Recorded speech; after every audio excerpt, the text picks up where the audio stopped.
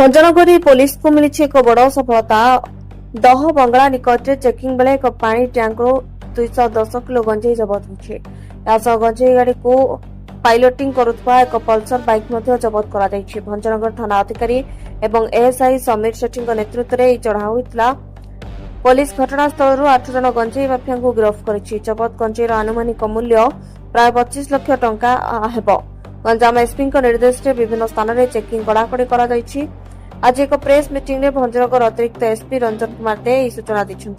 समस्त अभियुक्तों को आज कोर्ट चालान कर पेट्रोलिंग करता समय भंजनगर पुलिस एसआई आमर समीर सेठी और स्टाफ माने पेट्रोलिंग करता समय गोटे पल्सर मोटरसाइकेल आसला सन्देह अटकेले अटकवा जनागला पचार बुझाला से गंजेई गाड़ी को पिकअप भैन गाड़ी को पायलट कर किसी समय पर से गंजेई गाड़ी पिकअप भैन आसला जो थे पानी टांकी दुईटा पानी टांकी थी से पानी टांकी भितर गंजेई रही है जो तार प्रोसेस है मजिस्ट्रेट और साक्षी सामने से गंजेई ओजन कर 2 क्विंटाल 10 केजी गंजेई जबत होती टोटाल 3300 टंका जबत होती गोटे पल्सर वेहिकल एवं पिकअप भैन जबत होती से समय 4 जन को अरेस्ट कराई पचार इंटरोगेशन करार बैकवर्ड लिंक जो आसूला से भी 4 जन गिरफ्त कराई टोटाल 8 जन को गिरफ्त कराई।